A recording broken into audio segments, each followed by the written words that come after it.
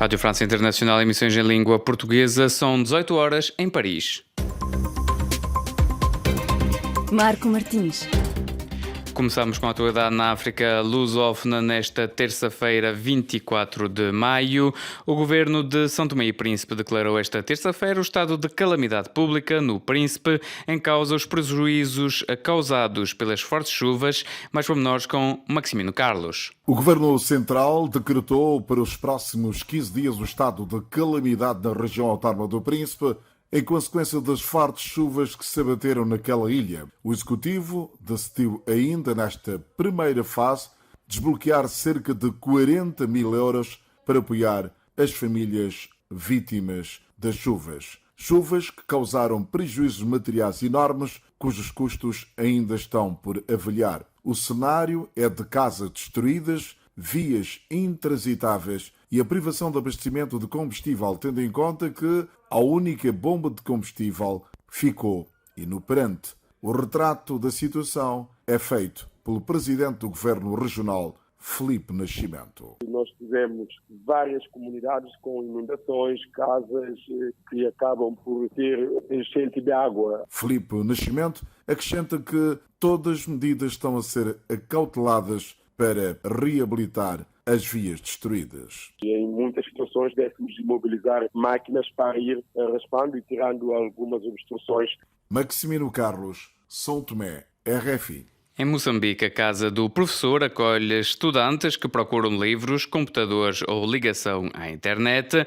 Ouçamos a nossa enviada especial, Lígia Anjos. A Casa do Professor nasce de uma ideia pela mão de Aissa Mitá, coordenadora deste espaço, em homenagem à irmã e ao cunhado Stella Duarte e Juliano Basto. Este espaço é um apartamento que pertencia a dois professores, a Stella Duarte e o Juliano Bastos. A Stella, minha irmã, o Juliano, meu cunhado, e eles tinham uma prática com os estudantes. Recebiam aqui em casa os estudantes, a quem davam apoio. Vários estudantes escreveram os seus trabalhos finais sentados neste espaço. A Aissa Mitá é também bibliotecária e lembra que é preciso incentivar os alunos a consultar livros. Nós passamos muitas semanas sem receber nenhum leitor. Mas quando a biblioteca está cheia, percebemos que ou estão em exames ou os professores mandam fazer aqueles trabalhos de pesquisa. Então, o uso de material informativo passa muito pela formação, de alguma maneira, dos professores, em primeiro lugar, porque são eles que determinam ou que estimulam o uso ou não de bibliotecas. Falo de bibliotecas, falo de museus, falo de cinema. Muitas bibliotecas escolares em Moçambique resumem-se a manuais escolares. Nós temos problemas muito sérios de coleções nas bibliotecas em Moçambique. Da biblioteca escolar acaba sendo apenas o manual escolar. Por outro lado, muitos funcionários que trabalham em bibliotecas não gostam do que fazem. Muitas pessoas que estão a trabalhar nas bibliotecas ou nos arquivos são as pessoas que são mal queridas nos outros setores, são os castigados. Então a pessoa já vai trabalhar numa biblioteca desmotivada. O recurso a livros por parte dos alunos precisa de maior incentivo dos professores, dos bibliotecários e do próprio espaço. Surge assim a Casa do Professor, um espaço que propõe acolher alunos e pensadores aqui na capital moçambicana. De Maputo para a RFI, Lígia Anjos. Bissau 94 FM. Prosseguimos com a atualidade cultural. O escritor moçambicano venceu a 11ª edição do Prémio de Literatura José Craveirinha. Esta é uma homenagem à obra humanista de Mia Couto. O escritor lembra que, com este prémio, assume um compromisso com os mais jovens, sobretudo os escritores moçambicanos. Não é mais um prémio, é um prémio importante para mim. Eu conheci o José Craveirinha, fui companheiro do Craveirinha. Coincide também, tem este outro fator que se junta, que é o centenário. Daqui a uns dias ele faria 100 anos. Eu acho que o compromisso é com os mais jovens, principalmente começa por ser com os escritores que são da geração que se segue à minha, E essa geração tem gente muito boa. É um grande prazer que eu tenho quando eu viajo pelo mundo, e às vezes já há países que têm este drama, que depois dos grandes nomes, que são da década de 80, 90, etc., não surgiram outros nomes que possam, digamos, ser pelo menos uma promessa, uma indicação que vem uma outra geração rica. E no caso de Moçambique isso não se manifesta, isto é, nós temos, sobretudo na poesia, muita gente boa já, mais que na prosa. É uma espécie, exatamente, é o Craveirinha que é culpado disto. Não é só o Craveirinha, todos os grandes dessa geração dos anos 60, 70 foram todos da poesia, deixaram uma escola. E mesmo eu que faço prosa, e eu faço poesia, no fundo, a prosa para mim é um pretexto para contar uma história em poesia.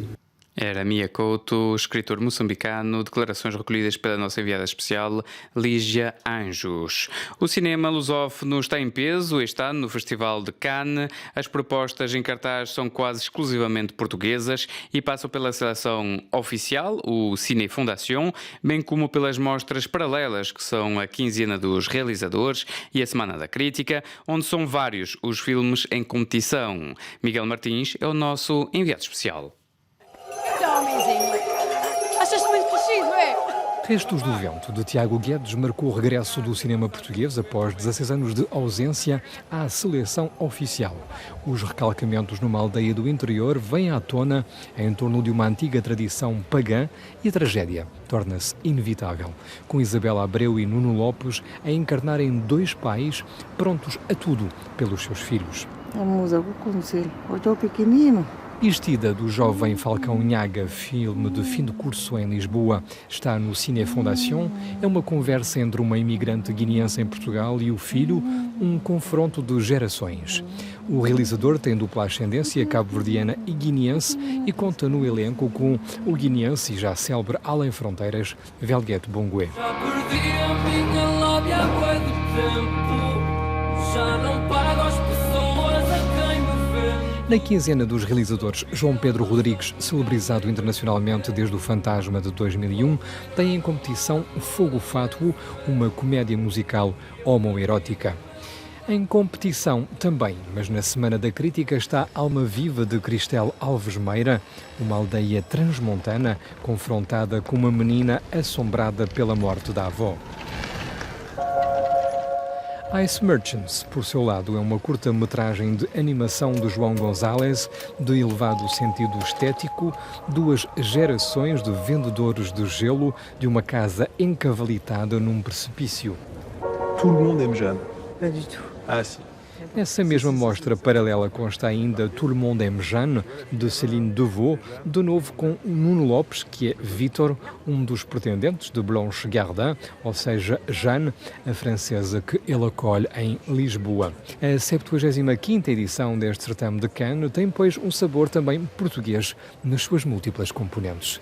Miguel Martins, Cannes, RFI.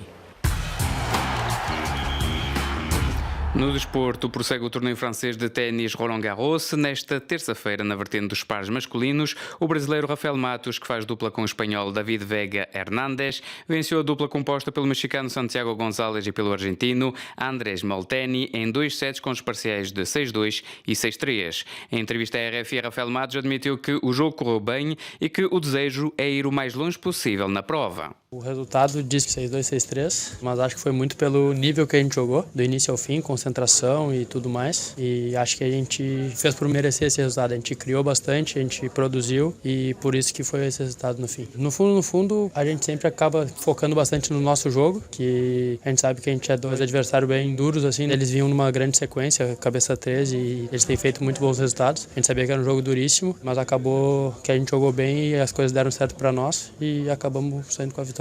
Em Bordeaux conseguiram a vitória também com o atleta espanhol. Começou a jogar faz 2 meses só, na verdade, juntos. Nunca tinha jogado antes e ganhou um ATP, fez a final em outro e a gente ganhou 125 de Bordeaux. Então a gente vem numa sequência boa, bem confiante, bastante entrosado já, apesar de só ser 2 meses, mas a gente jogou direto todas essas semanas. Então está sendo muito bom jogar com o Davi, a gente tem uma conexão muito boa dentro da quadra, fora também, que no fundo, no fim, faz diferença essa química da dupla, vamos dizer. Justamente até onde pode ir esta dupla? Espero que longe, e jogando assim, jogo a jogo, concentrado e querendo muito, quem sabe onde podemos chegar, né?